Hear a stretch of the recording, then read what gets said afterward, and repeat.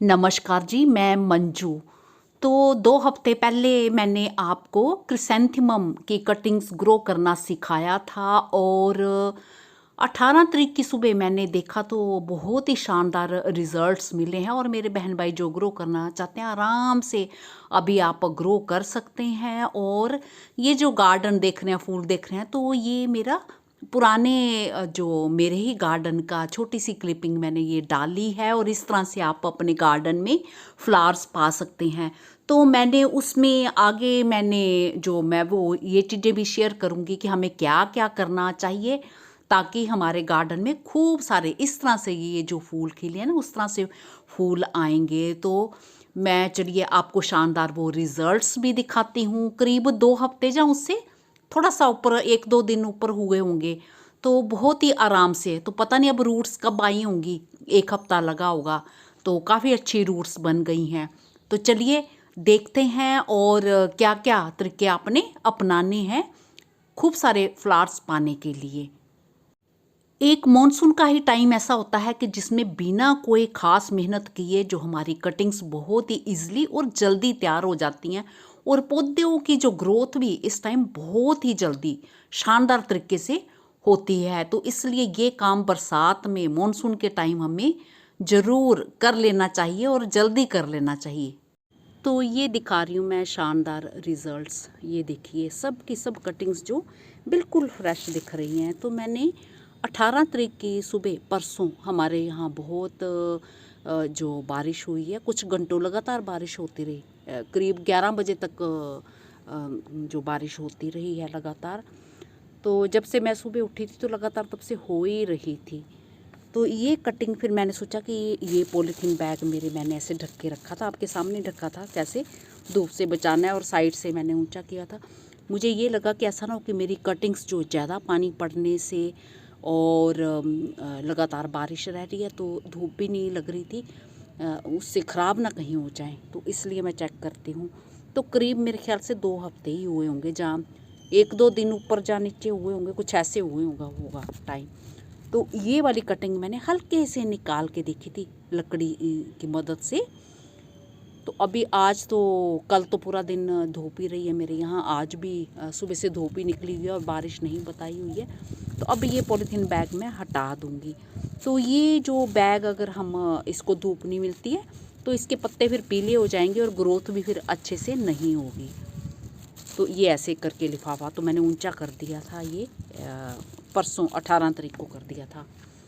तो अभी मैं आपको निकाल के दिखाती हूँ। तो मैं पहले इसमें थोड़ा सा पानी डाल देती हूँ क्योंकि कल भी वैसे तो मिट्टी हल्की मॉइस्ट है, पर फिर भी जब मैंने परसों सुबह कटिंग जैसे इसकी लकड़ी से हल्के से निकाल के कोशिश कर रही थी निकालने की, तो जैसे रूट्स होती हैं ना, जकड़ी हुई होती मिट्टी के साथ और थोड़ी कड़क की आवाज़ आती है, तो इस तरह से आवाज़ हुई थी। फिर मैंने इसको वहीं छोड़ दिया पौधे को।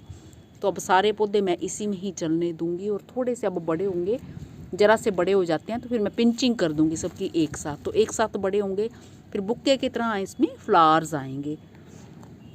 तो अभी मैं दिखाती हूँ। तो ये बारीक सी लकड़ी ले ली है किसी भी शार्प चीज़ से और पहले मैं पानी डाल देती हूँ।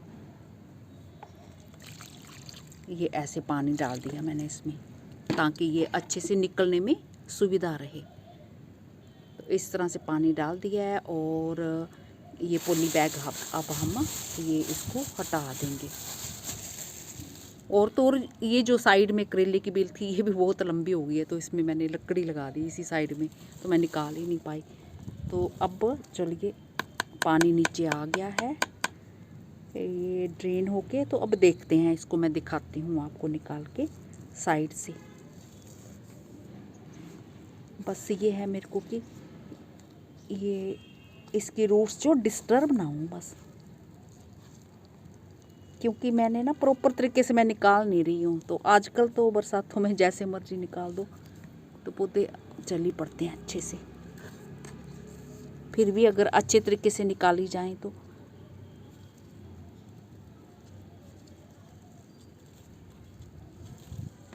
ये देखिए कितनी शानदार रूट्स, ये देखा आपने। तो ये पूरे नए पौधे जो तैयार होते हैं हमारे कटिंग से, तो उनमें क्या होता है कि बड़े ही अच्छे तरीके से जो फूल आते हैं, फिर नई कटिंग तैयार होती है। तो इस कटिंग को सब कटिंग लेके आप अलग अलग पोट में तैयार कर सकते हैं। और अभी तो आजकल क्या है कि बरसात के पानी में जो पानी होता है तो ये अपने आप में ही एक खाद होती है, इसमें खूब सारा नाइट्रोजन होता है, पौधों की ग्रोथ बहुत जल्दी बड़ी होती है, तो कोई खाद डालने की ज़रूरत ही नहीं है। तो चलो, अगर लगातार धूप आती है, बरसातें नहीं हो रही हैं, तो फिर आप बीच में कोई सरसों की खली बना के बीच में दे सकते हैं, कोई एक टुकड़ा डाल के 2-3 दिन उसे फर्मेंट करिए और उससे बड़ी अच्छी ग्रोथ होती है। तो ये मैं फिर दोबारा, ये देखिए कितनी सारी रूट्स हैं, ये तो मिट्टी मैं इसको धोऊंगी नहीं, तो धोऊंगी तो फिर जो दोबारा फिर से जो रूट्स ये डिस्टर्ब हो जाएंगे, ऐसे के ऐसे रख दूंगी ताकि ये आराम से इसी में इसकी ग्रोथ होना शुरू हो जाए। तो इसी बकेट में, बड़ी बकेट है ये मेरी, इसी में चलना शुरू हो जाएंगे ये। तो बस ये लिफाफा हटा देना है। तो अभी मैं फिर इसको लगाती हूँ, अच्छे से लगाती हूँ, क्योंकि मैं नीचे से ट्राइपॉड लेके नहीं आई हूँ, एक हाथ से ये मोबाइल पकड़ा है। तो कल वीडियो बनाना चाहती थी, कल फिर मैं टाइम निकाल ही नहीं पाई, तो आज भी सुबह सुबह का टाइम है। तो मैं देखने आई कि कोई पौधा सूखा तो नहीं है, क्योंकि कल भी बारिश नहीं हुई है, और बट सारे पौधे मिट्टी हल्की मॉइस्टी है। इसको बराबर दबा दूँगी, इसी में दबा दूँगी। तो ये सब लग गई हैं कटिंग्स, ये देखने में लग रहा है ना कि ये बिल्कुल फ्रेश दिख रही हैं, तो सब की सब इसका मतलब हमारी ये चल गई हैं। 2 हफ्ते में भी अगर कोई फ्रेश नहीं दिखती हैं, मुरझाई हुई हो, फिर रहता है कि कटिंग हमारी नहीं लगी है। तो ये रहे इसके शानदार रिजल्ट्स। तो मेरा ख्याल है वीडियो आपको पसंद आया होगा।